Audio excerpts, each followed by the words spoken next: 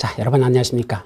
부동산권법 심화과정 건축법 들어가도록 합니다. 여러분들 교재는 327페이지에 나오거든요. 327페이지 보면 건축법 체계도 하고 나오는데 사실은 건축법 체계도라는 건 크게 의미가 없습니다. 이거는 사업시행 절차라기보다는 건축물의 건축과 관련된 포괄적인 내용들이 쭉 들어있기 때문에 뭐 요거 다음에 요거에 나와야 되고 요거 다음에 요거 나와야 되고 그런 건 크게 의미가 없다는 내용이죠. 따라서 거기 있는 체계도 잡는 건 크게 중요한 게 아니고 건축법은 아주 구체적으로 시험 문제 납니다. 무엇에 관한 내용이다? 이 중에 옳은 거 틀린 것. 무엇에 관한 내용이다? 옳은 거 틀린 것. 이렇게 출제하는 게 일반적인 경향이고 또 하나 중요한 게 응용 문제가 상당히 많이 출제됩니다. 건축법은 어떤 내용을 제대로 이해하고 있는지 그걸 응용해서 시험 문제를 낸다는 얘기죠. 그래서 응용 문제가 어떤 식으로 나는지 이거는 나중에 기출문제 풀 때 살펴보도록 하고 여기서는 응용하는 내용에 대해서도 심화과정에서는 좀 적응하는 연습을 좀 해보도록 합니다. 그래서 교재 330페이지에 보시면 건축법 정의하고 나오죠. 그래서 건축법에서 나오는 용어 정의들이 쭉 나오는데 첫째는 건축법 적용 대상 물건들과 관련된 용어들이 나옵니다. 자, 먼저 건축물을 건축하려면 뭐가 있어야 되죠? 땅이 있어야 되죠. 건축물을 건축하려면 먼저 땅이 있어야 되고 그 땅 위에다 뭔다? 건축물을 지을 겁니다. 근데 이 건축물을 짓고자 하는 땅은 뭐랑 접해야 된다? 도로하고 접하고 있어야 됩니다.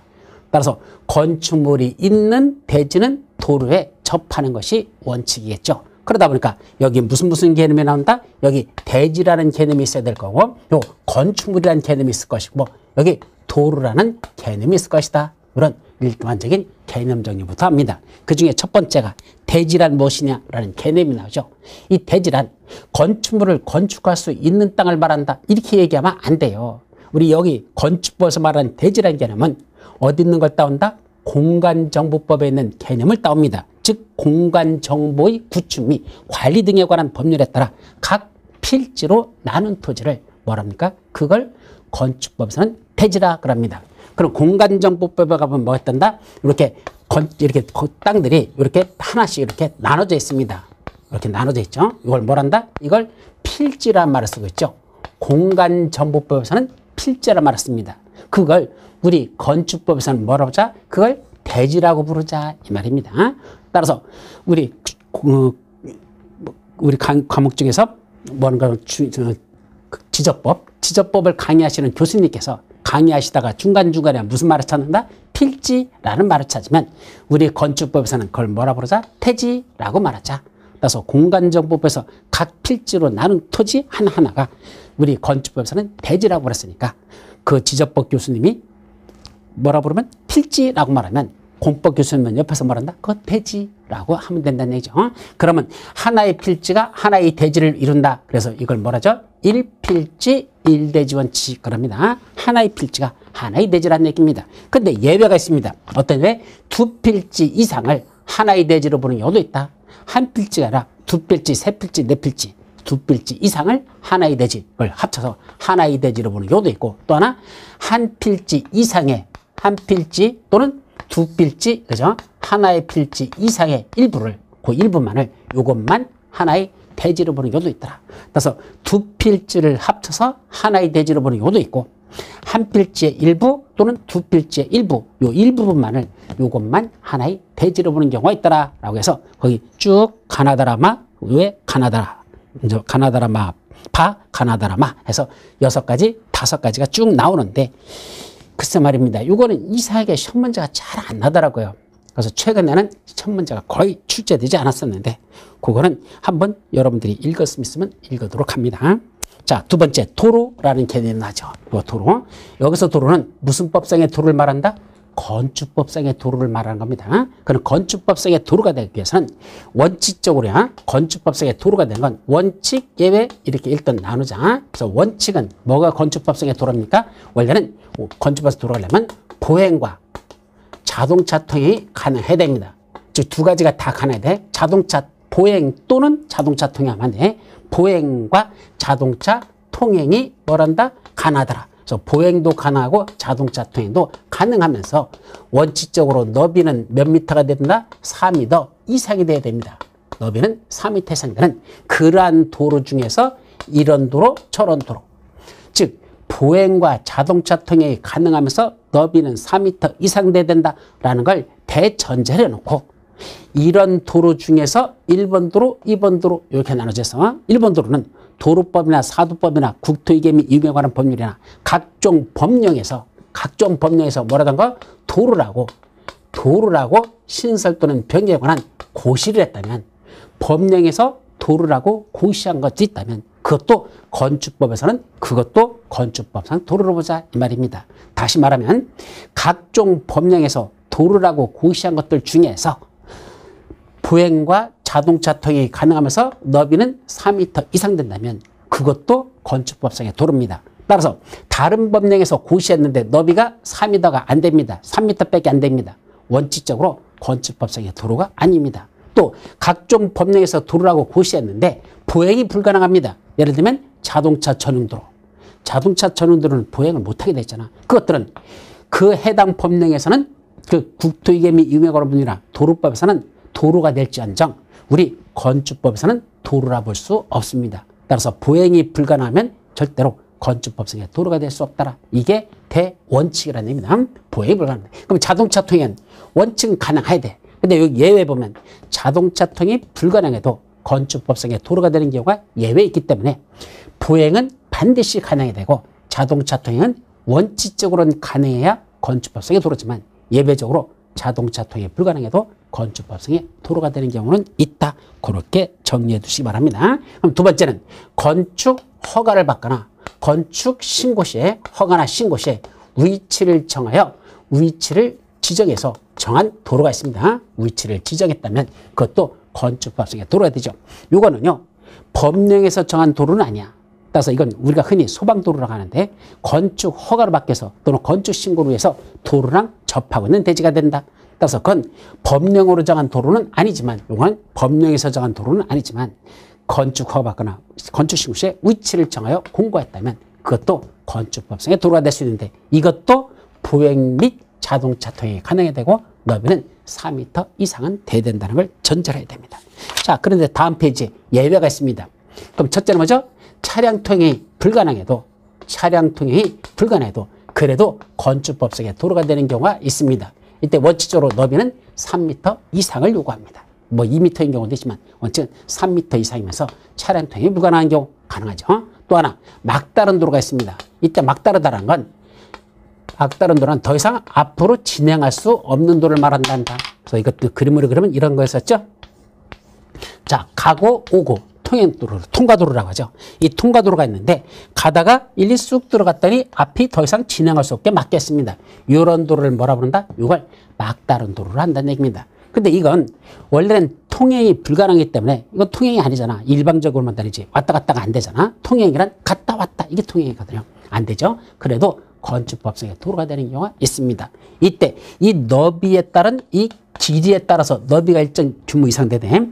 이 막다른 도로의 길이가 10m 미만밖에 안 된단다. 그때는 원칙적으로 너비는 2m 이상 되면 건축법상의 도로가 됩니다.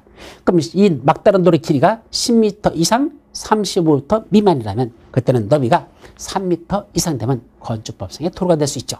만약에 막다른 도로의 길이가 35m 이상 된단다. 길다는 얘기죠. 그때는 원칙적으로 너비는 6m 이상 돼야 됩니다. 근데 도시지역 아니 저 시골 거기서 도시지역이나 시골에서는 그때는 너비가 4m 이상만 되면 건축법상의 도로가 될 수 있다라는 게 나있죠. 그래서 도시지역이 아닌 읍면지역에서는 4m 이상만 돼도 된다라는 게 그때 건축법상의 도로가 되기 위한 막다른 도로 개념도 있단다. 그럼 현재 이용되고 있는 도로만 도로일까? 아니죠. 뭐까지도 도로란다. 예정도로. 즉 우리 뭐도 있었죠? 도로 내겠다고 도시군 관리계획이 결정고시 됐습니다. 아직 도로 만든 겁니까? 만들겠다고 계획만 수립된 겁니까? 계획만 수립돼 있죠. 그걸 예정도로라 부르고 그 예정도로도 뭐에 들어간다? 건축법상의 도로에 포함된다라는 거 거기까지만 기억합니다. 자, 세 번째 이제 무슨 개념? 이거 건축물이라는 개념이 있죠. 이 건축물도 개념이 크게 두 가지로 나눠져요. 토지 위에 고정되어 부착되어 있는 그런 공작물 중에서 토지 위에 정착되는 공작물 중에서 지붕과 기둥 또는 벽이 있는 것과 이에 딸린 시설물이라고 되어 있죠. 따라서 토지 위에 고정되어 부착된 것을 이게 건축물이 되려면 뭐는 꼭 있어야 됩니까? 지붕이라는 건 꼭 있어야 되고 지붕과 그 다음에 기둥 또는 벽 그랬으니까 또는 벽이었으니까 그건 둘 중에 하나만 있으면 된다는 얘기입니다. 그래서 지붕은 꼭 있고 그리고 기둥 또는 벽 했으니까 기둥이나 벽 둘 중에 하나만 있으면 건축물이 된다는 얘기죠. 따라서 지붕과 기둥만 있어도 건축물이고 지붕과 벽만 있어도 건축물이 된다는 얘기죠. 거기에 이에 딸린 시설물이라고 했으니까 여기 뭐였습니까? 담장 같은 게 있답니다. 그럼 이 담장도 뭐에 속한다? 건축물에 속한다. 또 옹벽 같은 걸 썼단다. 그런 게면 그것도 건축물의 개념 속에 들어간다라는 뜻이죠. 자, 그런데 지하나 고가의 공작물에 설치하는 했습니다. 그럼 땅속에다 설치하는 거 또는 높은 사다리 위에 설치하는 거 이것들도 건축물에 들어가는 경우가 있죠. 뭐로 쓴답니까? 사무소, 공연장, 점포, 차고, 창고 등으로 했을 때 그래서 머리자만 따서 거기 보면 사공, 점차 마지막에는 창고는 하나의 문장으로 사공, 점차, 창고에서 사공이 많으면 점차, 창고로 간다. 그랬었죠. 그래서 뱃사공이 많으면 사공이 많으면 배가 산으로 가는 게 아니라 점차 산으로 간다. 그게 사공, 점차, 창고 해서 사무소, 공연장, 점포, 차고, 창고로 쓴다면 어디에서 지하나 고가에서 그렇게 사용해도 그것도 건축물에 속한다라는 개념입니다. 반면에 건축법을 적용하지 아니하는 건축물 아주 첫 번째 잘나죠. 즉 건축물은 맞다는 얘기입니다. 건축물은 맞아. 그런데 원래는 건축물은 건축법 적용 대상이라는 얘기입니다. 근데 건축법을 적용하지 않는다. 즉 건축법상 허가 같은 걸 받지 않는다. 건축법에 있는 각종 규제를 받지 않는다. 이게 건축법을 적용하지 않는 건축물이라는 뜻입니다. 첫째, 문화재 보호법에 따른 지정문화재나 가지정문화재, 지정문화재, 가지정문화재 이거는 건축법을 적용하지 않는 건축물에 속합니다. 또 두 번째, 철도나 궤도, 선로부지 안에 있는 4가지 시설, 운전보안시설, 선로 위나 아래를 가로지르는 보행시설, 플랫폼, 급수, 급탄, 급유시설 이것들은 건축법을 적용하지 않는 건축물들. 또 고속도로 통행료 징수시설, 우리 톨게이트 있죠? 건축법 적용하지 않습니다. 그래서 톨게이트 시설을 설치할 때는 건축 허가를 받지 아니한다. 맞습니다. 또 컨테이너를 이용한 간이 창고를 지었는데 컨테이너 박스로다가 간이 창고를 지었는데 2가지 조건, 공장 안에 있어야 되고 이동이 쉬울 것. 공장 안에 있으면서 이동이 쉬운 컨테이너를 이용한 간이 창고는 건축물이지만 건축물은 맞아. 건축법은 적용하지 않는다. 건축법상 허가받거나 신고한다. 그런 거 안 한다는 얘기입니다. 마지막 하천법에 따른 하천구역 내에 있는 수문조작실. 수문조작이라는 건 물을 갖다가 끌어들이고 물을 빼낼 수 있는 그런 시설을 설치하는 거. 그런 것들은 건축법을 적용하지 않는 건축물들. 거기 그림 그려져 있죠? 참고로 기억합니다. 자, 그 밑에 건축법상 신고 대상인 공작물이라는 게 납니다. 그럼 무슨 말이죠? 원래는 건축법상 건축물을 건축할 때는 건축 허가받고 있지 않고 일부는 신고하고 합니다. 그럼 건축물은 아니 나머지 공작물들은 건축법을 적용하지 않기 때문에 원래는 상관이 없습니다. 그런데 뭐 중에서도 공작물 중에서도 건축법상 뭐 하는 게 있더라? 건축법상 신고가 필요한 게 있더라 합니다. 건축법상 신고만으로 할 수 있는 게 있더라. 공작물은 원래는 건축법을 적용하지 않고 건축물이 건축법 적용 대상인데 그 건축물, 공작물 중에서도 건축법상 신고를 해야 되는 그런 공작물이 있더라. 건축물이 아니라 공작물이야. 그래서 아까 말한 이런 건축물이라는 개념 정리에 들어가지 않는 것인데 건축물이 아니야. 그런데도 건축법상 신고해야 되는 공작물들. 첫째, 담장이나 옹벽. 여러분들 담장, 옹벽 이런 것들은요. 건축물에 딸린 시설이 뭐 되죠? 그것도 건축물에 들어갑니다. 이에 딸린 시설물, 건축물이라고 그랬죠? 따라서 옹벽이나 담장도 건축물에 딸렸을 때는 건축물에 들어가지만 건축물 짓는 데다 옹벽이나 담장을 짓는 게 아니고 예를 들면 농사 짓는 농지를 그게 에다가 담장을 눌렀단다. 거기다 옹벽을 쳤단다. 이거는 건축물에 딸린 게 아니라 농지에 딸린 것이죠. 이거는 건축물로 보지 않고 그냥 공작물로 본다는 얘기입니다. 공작물이야. 그런데 높이가 얼마? 2m를 넘는 거. 그럼 2m를 넘을 때는 건축법상 뭡니까? 신고하고 그 공작물을 설치해야 되지 그냥 설치해서는 안 된다. 그때는 그 옹벽이나 담장으로서 2m 넘는 거 그걸 옹담이 이렇게요. 옹벽이나 탐정으로서 2m 넘는 것, 옹담이. 또 광고탑, 광고판으로서 이건 4m 넘는 거, 이건 광고사라고 썼죠. 또 굴뚝, 장식탑, 기념탑, 골프 연습장 또는 통신용 철탑으로서 6m 넘는 것, 그건 굴장기, 꼴통육 이렇게 나와. 그래서 굴뚝, 장식탑, 기념탑 또는 골프 연습장 또는 통신용 철탑으로서 6m 넘는 것, 굴장기, 꼴통육 이렇게 하고, 그 다음에 고팔기라고 되면, 그래서 고가수죠. 그래서 고팔기라는 건 새로 써야 돼. 고팔기 이렇게 써놓고, 자 8m 넘는 것은 고가수죠. 8m 이하인 건 기계식 주차장 이렇게 정리합니다. 그래서 8m 넘는 고가수조. 고가수조는 높은 탱크 위에는, 높은 탱크는 물탱크 같은 거, 즉 그림으로 그리면 이렇게 생긴 것들 있죠. 가끔 보면 이게 아파트 같은 걸 이렇게 지면서 위에 물탱크 같은 게 있습니다. 이때 이게 바로 고가수조인데, 이게 몇 미터를 넘는다? 8m를 넘는 고가수조를 설치한다면 그거는 건축법상 신고하고 해야 된다 이 말이고, 기계식 주차장, 철골 조립식 주차장으로서 외벽이 없는 것, 기계식 주차장, 철골 조립식 주차장에서 외벽이 없는 것, 8m 넘는 것 하면 안 돼요. 그건 8m 이하인 것, 그거는 건축법상 신고되셔야 한다. 예, 그건 8m 넘게 져버리면 그때는 건축물 형태로 줘야 되지 공작물 형태로 못 짓기 때문에 8m 이하인 것, 요거는 건축법상 신고 대상인 공작물이 된다 이 말이죠. 다음 페이지, 지하 대피호로서 바닥 면적이 30제곱미터를 넘는 것, 지하 대피호인데 바닥 면적이 30을 넘을 때 이것도 신고 대상, 거기까지만은 신고 대상인 공작물이다 라는 거 기억해 두시기 바랍니다. 자, 이제 개념정에서 고층 건축물, 초고층 건축물, 준초고층 건축물 개념정이 나오죠. 첫째, 고층 건축물이란 층수가 몇 층 이상 붙는다? 30층 이상 될 때, 또는 높이가 120m 이상 될 때, 둘 중에 하나만 갖추면 그때부터는 뭐가 된다? 초고층 건축물, 고층 건축물입니다. 그래서 고층물이면 적어도 층수로 따진다면 최소한 몇 층이 된다? 30층 이상이 돼야 되고, 이상이고, 또는 높이로서 120m 이상 이렇게 돼 있죠. 그럼 응용 문제로서 시험 문제는 어떤 식으로 내죠? 층수는 28층인데 높이는 130m다. 28층짜리인데 높이가 130m랍니다. 뭐에 속하죠? 고층 건축물에 들어갑니다. 또는 했으니까 둘 중에 하나만 갖추면 그때는 고층 건축물의 뜻입니다. 그래서 30층이 안 되는 28층이지만 높이가 130m다. 그러면 120m 이상이니까 이것만으로다가도 고층 건축물의 요건은 충족한 겁니다. 둘 중에 하나만 충족하면 고층 건축물의 뜻이죠. 그럼 초고층 건축물은 얼마죠?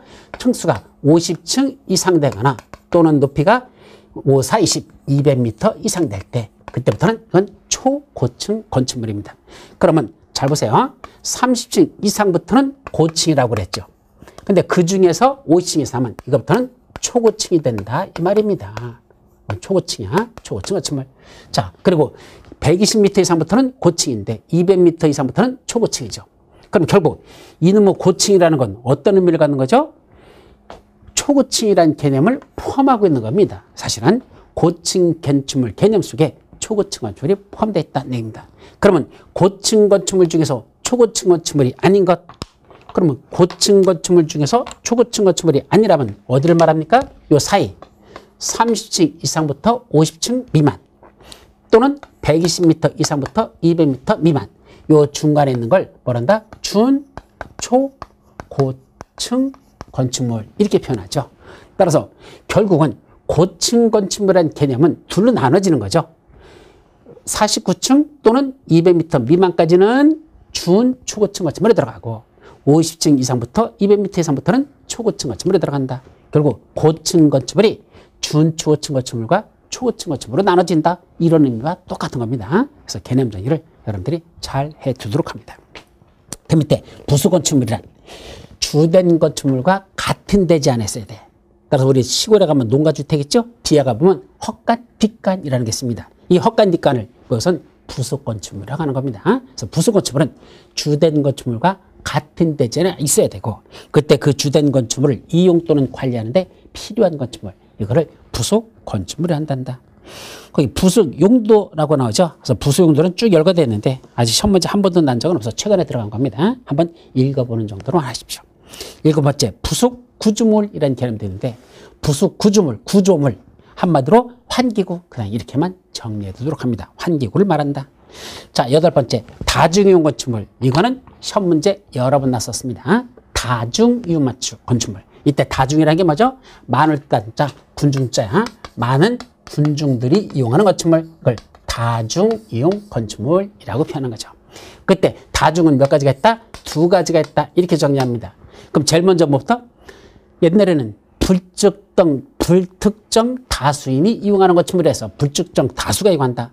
그러면 그게 일단은 전제였는데 이제는 다중이용 건축물이라는 개념에 불특정 다수라는 개념은 없어져 버렸습니다. 특정인들이 있다 하더라도 그게 다중 건축물은 될 수 있다는 얘기입니다. 그 중에 첫째 순서를 바꾸면 16층 이상 되는 건축물들. 예, 16층 이상 되면요. 첫째, 규모를 따지지 않는다. 두 번째, 용도를 따지지 않는다. 예, 규모가 몇 제곱미터 이상 되느냐? 필요 없어. 무슨 용도로 쓰느냐? 필요 없습니다. 하여튼 16층 이상 된다면 무조건 뭐에 속한다? 다중이용 건축물에 속한다. 이렇게 이해하시면 됩니다. 그러면 16층이 아닌 15층 이하라면 16층 이상 되는 게 아니라면 결국 몇 층이죠? 15층 이하가 된다면 15층, 13층, 10층 뭐 이런 거라면 다중이용 건축물 하면 두 가지를 충족해야 됩니다. 첫째는 그 바닥 면적의 합계가 얼마 된다? 5,000제곱미터 이상 돼야 되고 쓰는 용도는 아무거나 다 써던데 거기 몇 가지 정도만? 6가지. 판문종, 여관종. 판문종도 올리고 여관종도 올린다. 그래서 판문종, 여관종 이렇게 해오라 그래서 순서를. 따라서 일단은 16층 이상 되면 무조건 다중이용 건축물이다. 근데 16층이 안 된다? 15층, 14층, 13층, 10층 뭐 이런 된다. 그럴 때는 두 가지를 충족해야 된다. 규모는 바닥 면적이 아니라 5,000제곱미터 이상 돼야 될 것. 용도는 요 6가지 정도만. 요거 판매시설, 문화 및 집회시설, 종교시설, 요거 여객용시설, 그 다음에 관광숙박시설, 그 다음에 이거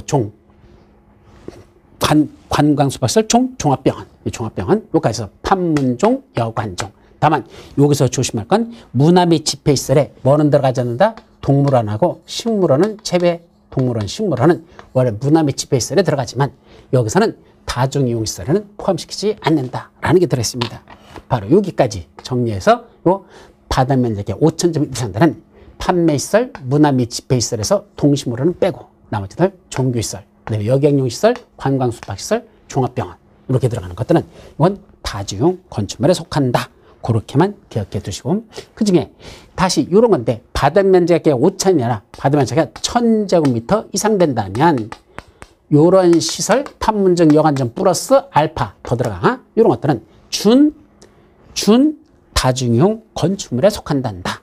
따라서 다중이용 건축물이 아닌 것은 바닥 면적이 1,000제곱미터 이상 되는 것 중에서 요 다중이용 건축물이 아닌 것들. 그럼 1,000제곱미터 이상부터 4,999제곱미터까지겠죠. 거기 판문점, 여관점으로 쓰거나 그 밖에 몇 가지 더 들어가는 거. 그것들은 준 다중이용 건축물을 본단다. 쭉 열거돼 있어요.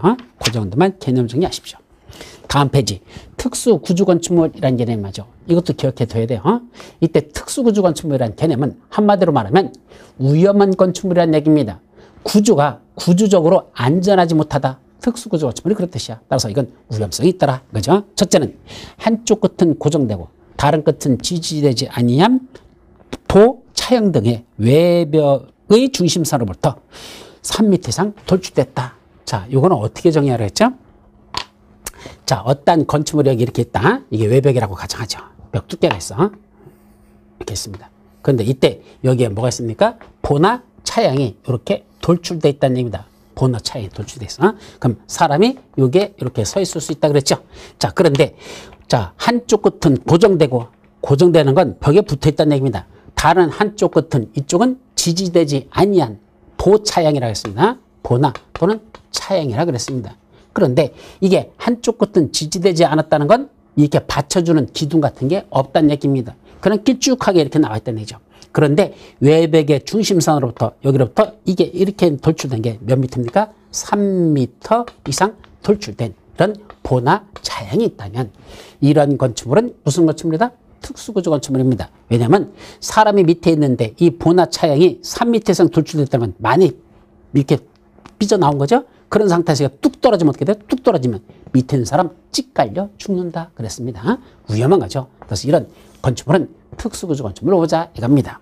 또 안에 기둥을 세우는데 이 건축물 안에 있는 기둥에 이렇게 기둥을 세우는데 이때 기둥과 기둥 사이 거리가 몇 미터다? 이게 20m 이상 되더라 이겁니다.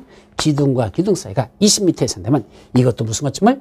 기둥과 기둥 거리가 멀다는 얘기는 위에 있는 지붕이 지금 위에 있는 이쪽 부분이 뭐 할 수 있죠? 붕괴될 수 있다. 바닥이 무너져 내릴 수가 있다는 얘기입니다. 그래서 기둥과 기둥 사이 거리가 20m 이상 된다면 이게 붕괴될 가능성이 있기 때문에 위험하다. 특수구조 건축물이자. 그 밖에 특수한 설계나 시공이나 공법이 들어가는 거라서 국토교통청이 정하는 그런 건축물들은 특수구조 건축물이랍니다. 그래서 이거 외우는 거 어떻게 했었죠? 기둥 했었죠. 기둥 서방 20명이 누구를? 요 사람이 누굽니까? 차양. 김양, 이양, 신양, 차양, 성이야. 그 보통 아가씨를 갖다 양자를 붙이잖아. 그래서 이때 차씨라는 성을 가진 아가씨, 차양이죠. 그래서 기둥 서방 20명이 차양을 보쌈 했어요. 보쌈이라는 건 옛날에 그 아가씨들을 납치해가지고 데리고 가가지고 사실은 뭐 자기 마누라로 삼고 그런 옛날 시절이 있었잖아. 외국에서는 어디서 아직도 그런다고 그러더라고. 근데 어쨌든 지금은 말도 안 되는 소리죠. 어쨌든 이렇게 납치해서 갖고 가는 거, 그걸 기둥서방 20명이 차양을 보쌈 해가지고 특수 구조로 된 특수한 설계나 시공이나 공법이 필요한 건축물을 끌고 갔다. 뭐 이런 식으로 암기하라고 했었어요. 이런 건 특수구조 건축물. 자, 그 다음에 한옥이라는 건 그 한옥 등 건축자산의 진흥에 관한 법률에 나오는 한옥을 말한다. 뭐 중요한 거 아니고. 에너지 절약형 친환경 주택, 건축 설비, 그런 거 주유구조부 나오는데, 예, 주유구조부는 정리하셔야 됩니다. 시험 문제 여러 번 났었죠. 주유구조부란 6가지를 말한다. 바지, 보내주기. 이렇게 그랬죠. 바지 보내주기. 그래서 이 건축물 내부에 보면 주요, 구, 조, 부가 있는데 뭐면 된다? 바지 보내주기. 바지 벗어서 보내주기 이렇게 했었죠. 바닥, 지붕, 틀, 보, 내력벽, 주계단, 그다음에 이거 기둥.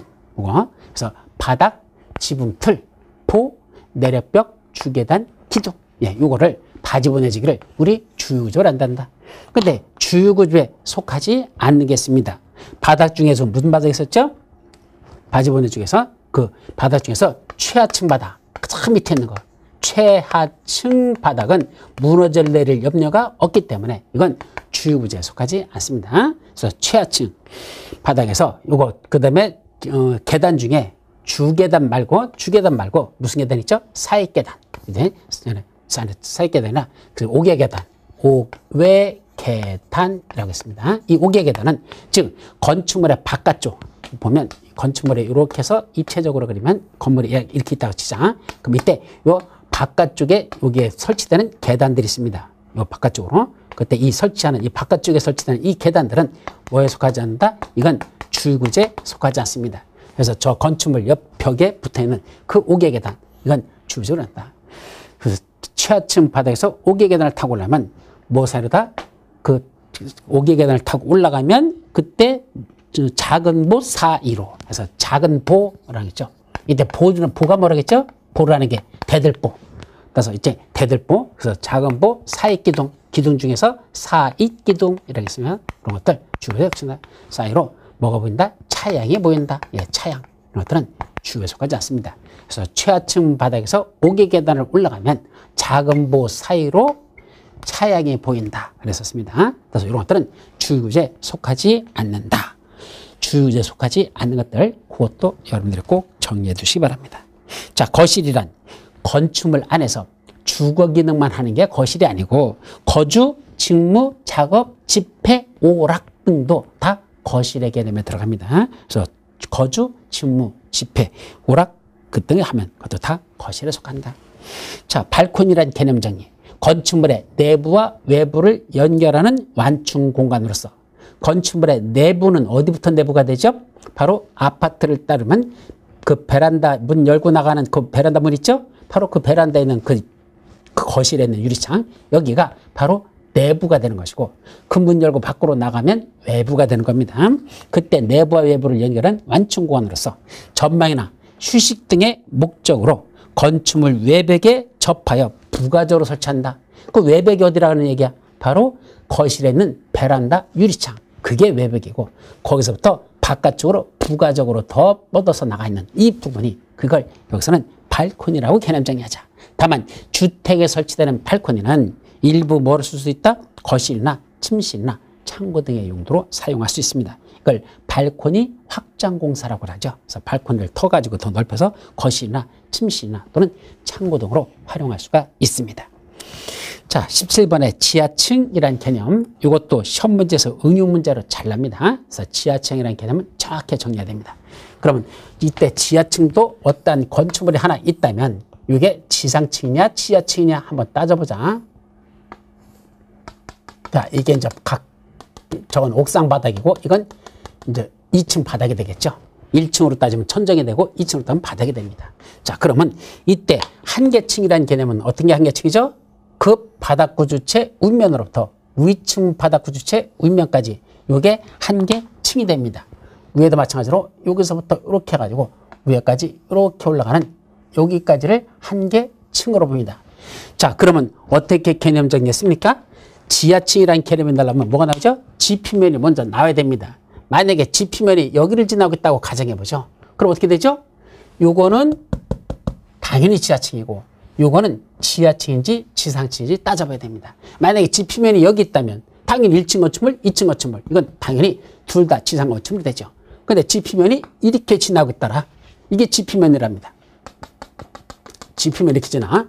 단면도로 잘라본 겁니다. 그러면 위에 있는 노란 층은 당연히 지상층이다. 말할 것도 없습니다. 위에 있는 노란 층은 빨간 층이 지하층이냐 지상층이냐. 일부는 땅속에 들어가 있고 일부는 지표면 위에 나와 있습니다. 요거 우리가 흔히 말하는 반지하라는 건데 요는 뭐 반지하는 결론적으로 얘기하면 어떤 때는 지하층이 될 수도 있고 어떤 때는 지상층이 될 수도 있다. 이건 반지하는 지하층일지 지상층일지 따져봐야 됩니다. 어떻게 따지죠? 그 건축물의 바닥이 여기죠? 요 층을 요 한계층의 건축물의 바닥이 지피면 요 지피면 아래에 있는 층으로서 요건 바닥이 지피면보다 밑에 있죠? 그때 바닥으로부터 지피면까지의 요 무슨 높이가 평균 높이가 그냥 바닥으로부터 지피면까지 높이가 아니고 평균 높이라 말했습니다. 왜 그러죠? 높이가 달라요. 어디서 재는 거라? 여기서 지피면까지 높이하고 요 바닥에서 지피면까지 높이가 다르잖아. 그래서 그걸 뭐 한 거? 평균 낸 평균 높이가 라는 여기까지 평균 높이가 요 이제 하얀 높이를 말하죠. 이걸 우리가 H1이라고 하죠. 평균 높이가 해당 층 높이는 어디서 어디까지요? 바닥구 주체 윗면으로부터 위층 바닥구 주체 윗면까지 이게 층 높이야. 해당 층 높이에 얼마 되는 부분? 2분의 1. 2분의 1은 여기까지네. 2분의 1. 이걸 H2라고 하자. 그때 층 높이의 2분의 1 모델 것 이상일 것. 이상이라는 건 이렇게 표현하죠. 즉 H1이 H2보다도 더 크다라는 얘기입니다. 자, 예를 들어 볼까요? 높이로 따져보자. 현재 층 높이가 몇 미터 되냐? 5m라고 가정하죠. 이 바닥 구체로서 위층 바닥 구체 윗면까지 높이는 5m. 자, 그런데 요게 요 높이는 얼마 된다? 요거는 3m. 요쪽까지는 흰색으로 해야 되죠. 그래서 요 높이는 요 평균 높이는 이게 3m라고 가정하자. 자, 그럼 이거 지하층입니까? 지상층입니까? 자, 층 높이 5m에 2분의 1이니까 그거의 2분의 1 되는 높이는 얼마 되죠? 2.5m가 되겠죠. 그런데 요 높이는 얼마? 요 평균 높이는 3m.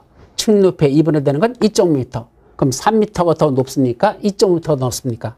3m는 2.5m 이상에 대한다. 이상 이런 요건을 충족했죠? 이거는 무슨 층이다? 지하층이 되는 겁니다. 즉 이 층 높이의 2분의 1 되는 지점에서 밖을 내다 보니까 지표면이 더 높다라는 얘기입니다. 요까지는 2.5m인데 이건 3m니까 지표면이 더 높이 있죠? 이 층 높이의 2분의 1 된 지점에서 밖을 내다봤더니 지표면이 위로 보인다는 얘기입니다. 그럼 위로 보인다는 얘기는 2분의 1 되는 게 땅속에 들어가 있다는 얘기죠? 땅속에 들어있으니까 이 층은 무슨 층이다? 전체는 지하층으로 본다. 결국 층 높이의 2분의 1 되는 지점을 기준으로 해서 지표면이 더 높으냐 층 높이의 2분의 1 되는 지점이 더 높으냐 따져보라는 얘기입니다. 그래서 이때 층 높이의 2분의 1보다도 지표면이 더 높다는 얘기는 2분의 1 되는 게 땅속에 들어있다는 얘기고 땅속에 2분의 1 들어있다는 얘기는 그 층은 지하층으로 본단다. 그렇게 개념 정리한 거라는 거. 저 수치 갖고도 첫 문제를 내니까 잘 정리해 두도록 합니다. 그 밖에 내화구조, 방화구조, 불연제로 뭐 쭉 나오는데 시험 문제 필요 없고 다음 페이지 설계도서 최근에 시험 문제 나왔었습니다. 설계도서란 건축물의 건축 등에 관한 공사용 도면, 구조 계산서, 시방서 등 공사에 필요한 서류를 그때 설계도서라고 한단다. 시험 문제 한번 최근에 출제된 적 있었죠. 그 밖에 건축법 적용 대상자로서 건축주가 있어요. 설계자가 있어요. 공사 감리자가 있어요. 공사 시공자가 있어요. 관계 전문 기술자가 있어요. 건축업자가 있어요. 제조업자 또는 유통업자가 있습니다. 이 중에 건축주하고 공사 시공자하고 혼동하시면 안 돼요. 건축주라는 건 그 자기 거에서 건축에 대한 책임을 지고 있는 자가 건축주로 보시면 되고, 시공자는 실제로 건설 공사만 행하는 자, 이 사람만 시공자랍니다. 그래서 우리가 흔히 실무에서는 시행자, 시공자 구분합니다. 시행자는 주체로 보시면 되고, 시행자는 주체고, 시공자는 건설 공사만 행하는 자, 이렇게만 여러분들이 구분해 두면 되겠죠. 자, 그 다음에 몇 페이지? 건축법 적용 대상 행위 해가지고, 그럼 건축법이 적용되는 대상 행위에는 몇 가지가 있다? 5가지가 건축법이 적용되는 대상 행위가 있답니다. 그래서 뭐뭐 있죠? 첫째, 신축, 두 번째, 증축, 신축, 중축, 개축, 재축, 또 하나 이전. 이렇게 5가지를 한마디로 묶어서 뭐란다? 이걸 건축행위라고 한단다. 예. 그래서 건축법이 적용되는 대상행위, 건축행위에는 몇 가지가 있다? 5가지. 신축, 중축, 개축, 재축, 이전. 이것도 시험 문제 심심치 않게 납니다. 그 중에 1번 신축이란 그 박스 속에 가나다 3가지 있죠. 그게 신축이에요. 그것밖에 없습니다. 신축에는 딱 3가지만. 자, 뭐뭐? 첫째, 아무것도 없는 나대지에다가 건축물을 새로 지었습니다. 그럼 나대지에다가 건물을 지어버리면 뭐가 되죠? 신축이에요. 그럼 당연히 신축. 두 번째, 기존 건축물의 전부 또는 전부를 철거하거나 또는 멸실됐습니다. 기존 건축물이 위에 있었는데 이 기존 건축물이 무엇입니까? 전부를 철거하거나 또는 멸실돼서 사라져버렸습니다. 그래놓고 거기다 새로 졌는데 어떻게 됐다? 종전보다 더 크게 졌다는 얘기입니다. 그러면 기존 건축물이 철거하거나 멸실되고 종전보다 더 크게 지면 그건 뭐에 속한다? 그것도 신축이라는 개념으로 보자, 이 뜻입니다. 세 번째는 우리 헛간, 뒷간 같은 부속 건축물만 먼저 졌습니다. 그럼 아무것도 없는 대지에다 헛간, 뒷간을 졌으니까 그건 신축이 되겠죠. 근데 그 대지에다가 다시 주된 건축물을 짓답니다. 그때는 증축일까? 아니, 주된 건축물을 질 때는 그거는 증축이라고 하지 않고 신축이라고 합니다. 그것도 신축. 그래서 부속 건축물만 있는 대지에다가 주된 건축물을 지었다, 신축. 이렇게 보자는 얘기죠. 자, 그 다음에 증축이라고 하는 건 4가지 중에 한 가지만 증가하면 증축입니다. 건축 면적, 연면적, 층수 또는 높이를 증가시키는 것 했으니까 결국 4가지 중에 한 가지만 증가하면 증축입니다. 뭐뭐? 건축 면적이나 연면적이나 층수나 또는 높이. 4 중에 한 가지만 증가하면 증축입니다. 그럼 예를 들면 건축 면적이나 연면적은 줄었는데 층수나 높이를 더 올렸습니다. 그래도 뭐가 된다? 그것도 증축입니다. 즉 줄어드는 건 따지지 않고 4 중에 하나라도 커지면 그거는 일단 증축이라는 개념으로 본다는 것, 그렇게 기억하세요. 자, 그래서 거기에 가나다라고 나온 그 3가지는 그것만 증축이라는 개념이 아니야. 위에 있는 신축은 3가지만 신축이지만 증축은 사례만 들어오는 겁니다. 그거 말고도 더 증축은 있을 수 있다, 이 뜻이야. 그래서 3가지는 중요한 사례만 들어오는 거지, 증축의 사례는지 그건 증축은 그것만이다 라고 하면 틀려요. 3가지는 읽어보도록 하고, 세 번째, 개축이란 말이 나죠. 기존 건축물의 전부 또는 일부를 철거란 말이 중요해. 내가 뜯어냈다. 그리고 종전과 같은 규모 범위에서 다시 축조했다. 즉 기존 건축물의 전부를 뜯어내거나 또는 일부만 철거하고 새로 지었는데 어떻게 지었다? 종전과 같은 규모 범위 내에서만 축조했다면 이건 뭐에 속한다? 개축에 속한다. 그때 일부를 철거하고 다시 짓는다 그러는데 이때 얼마큼 철거해야 일부가 될까? 다 뜯어내는 거 안 돼. 이때 일부라는 건 4가지 중에 하나야. 내력벽, 기둥, 포, 지붕틀. 내기, 보지. 내력벽, 기둥, 포, 지붕틀 4가지 중에서 몇 가지? 3가지 이상이 들어갈 때. 그럼 내력벽이나 기둥이나 포, 내력벽이나 지붕틀, 포 이렇게 들어가거나 이런 식으로 4가지 중에서 최소한 3가지 이상이 들어간다면 그거 뭐 된다? 그게 일부 철거라는 개념입니다. 다만 그 중에 괄호 속에 보시면 지붕틀의 범위에서 석가래는 제외한다 그랬습니다. 따라서 지붕틀에 석가래는 빼고 나머지 4가지 중에서 3가지가 포함될 때 그거를 개축이라고 한단다. 일부 철거로서 종전과 같은 규모 이내에서 질 때. 근데 나머지 4번 재축 이 개념이 조금 어려워요. 잘 정리해야 됩니다. 개정돼서 2년 전에 개정돼서 새로 한 거죠. 첫째는 재축이 되려면 개축하고 다른 거야. 재축이 되려면 천재지변이나 재해 등으로서 멸실이 돼야 됩니다. 다시 말하면 내가 그냥 자발적으로 뜯어내는 건 철거라고 말하고 천재지변이나 재해 등으로 인해서 할 수 없이 사라져버리는 것 이거는 멸실이란 말을 쓴다. 따라서 철거는 개축의 개념에 들어가는 거고 멸실만 이게 재축의 개념에 들어간다. 이걸 먼저 정리하고 그러면 천재지변이나 재해로다가 멸실되는데 어떻게 지을 때만 그게 재축이 될까? 종전과 같은 규모 범위 내에서 짓는 게 원칙입니다. 다시 말하면 건축물의 연면적의 합계는 종전규모 이하로 재야 돼. 무조건 연면적의 합계는 종전규모 이하이고 그 법 말고 나머지 3가지 동수, 충수, 높이 이것도 원칙은 뭐야 되죠? 종전규모 이하로만 재야 되는 게 원칙입니다. 그럼 결국은 원래 재축이 되려면 원래 재축은 천재집이나 재해 등으로 다 멸실했는데 연면적의 합계 동수, 충수, 높이가 종전규모 이하로 질 때 4가지야. 연면적의 합계나 동수나 충수나 높이 이 4가지가 전부 다 종전규모 이하로 진다면 요거는 재축이라고 하자. 그래서 재해 등으로 멸실되고 연면적의 합계 동수, 충수, 높이 4가지가 다 종전규모 이하일 때. 두 번째는 자 천재지변이나 재해로 멸실됐는데 연면적의 합계는 무조건 종전규모 이하야 돼. 그런데 동수나 충수나 높이 이 3가지는요. 그 중에 어느 하나가 동수라든지 충수라든지 높이 중에 어느 하나만 2개나인데 그 중에 어느 하나가 종전규모를 초과한답니다. 셋 중에 하나가 동수, 충수, 높이야. 연면적의 합계는 무조건 종전규모 이하야 되고 동수나 충수나 높이는 종전규모 그 중에 어느 하나가 딱 그 셋 중에 하나가 종전규모를 초과하지만 이 초과한다 하더라도 뭐에 적합해야 된다? 현행 건축법령이나 조례에 적합한 규모에서만 종전보다 커진다면 즉 법령에서 정한 가이드라인을 벗어나지 않는 범위 내에서만 종전규모를 초과한다면 셋 중에 하나가 그것도 재축이라고 보자. 그것도 재축이라는 걸 조심합니다. 자 마지막 이전. 첫째 주유구조부를 해체하지 아니한다. 아까 주유구조부 바지, 보내, 주기 있었죠. 이거는 해체하지 않고 어떻게 지었다? 종전과 같은 대지 안에서만 이동시킬 때 주유구조를 해체하지 않고 같은 대지에 다른 위치로 옮기는 거 이것만은 이전이라고 한단다. 그렇게 기억하시면 됩니다. 자, 그 다음에 이제 대수선이라는 개념이 나오죠. 이때 대수선에는 몇 가지가 있다?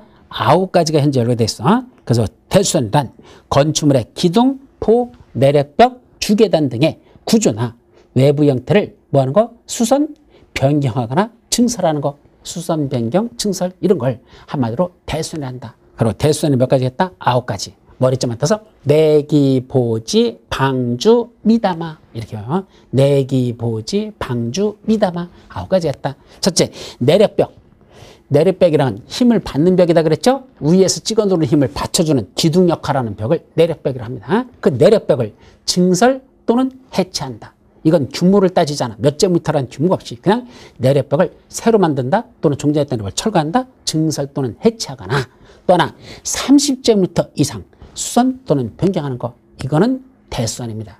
이때 수선 변경은 뭐 그냥 일반 벽은 안 돼요. 그 벽면적 했으니까 내력벽의 벽면적이라는 걸 조심하시고 일반 벽은 아니야. 내력벽의 벽면적을 30cm 이상 수선 또는 변경하면 이것도 대수선.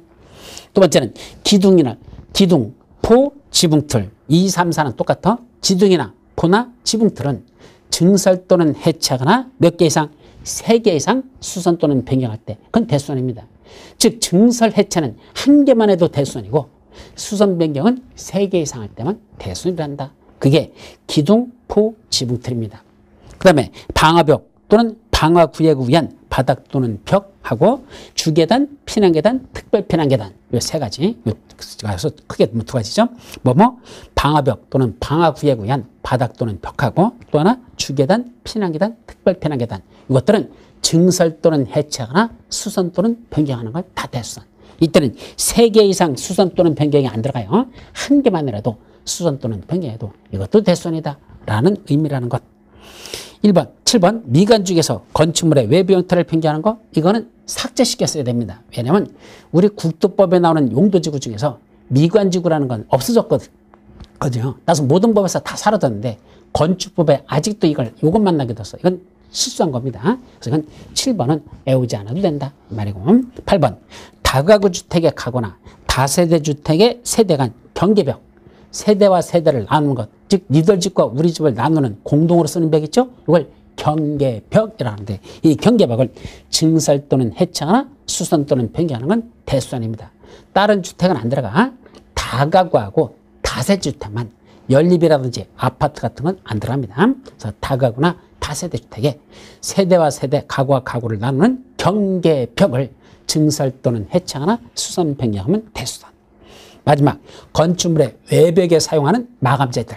우리 보온재 같은 거로 다 벽 밖에다가 다시 덧붙이는 거 있잖아. 이 마감재. 이 마감재료를 증설 또는 해체하거나 얼마 이상만 벽면적 30cm 이상 수선 또는 변경한다면 이것도 대수선에 들어간단다. 그래서 이 대수선이라는 개념은 원칙적으로 허가받아야 되는데 일부 경미한 대수선은 신고만으로 할 수 있습니다. 그래서 대수선도 자 기억해 두셔야 되죠. 자, 리모델링이란 용어 정의. 건축물의 노화를 억제하거나 기능 향상 등을 위하여 대수선하거나 건축물의 일부를 증축 또는 개축하는 행위. 따라서 몇 가지야? 3가지야. 대수선, 증축, 개축 3가지를 여기서는 바로 리모델링의 개념에 포함시킵니다. 종전에는요. 대수선하는 거하고 건축물의 일부를 증축하는 것까지만 대수선인데 개축하는 행위도 이제 대수선의 개념에 포함시켰다라는 걸 조심하시고 그때 리모델링을 쉽게 할 수 있는 구조에서 공동주택을 건축 허가를 신청한다면 리모델링을 쉽게 할 수 있는 구조에서 공동주택에 대한 건축 허가 신청이 들어오면 그때는 용적률이나 높이 제한이나 1조 등의 확보에 대한 높이 제한을 100분의 120까지 완화 적용할 수 있습니다. 즉 용적률도 20% 더 크게 해주고 높이도 20% 높게 해주겠다 이런 뜻입니다.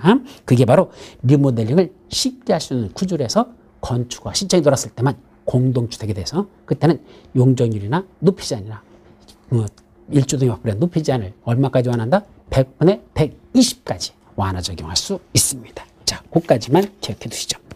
다음 페이지 용도 변경부터 나오는데 용도 변경부터는 잠시 쉬었다 들어가도록 합니다.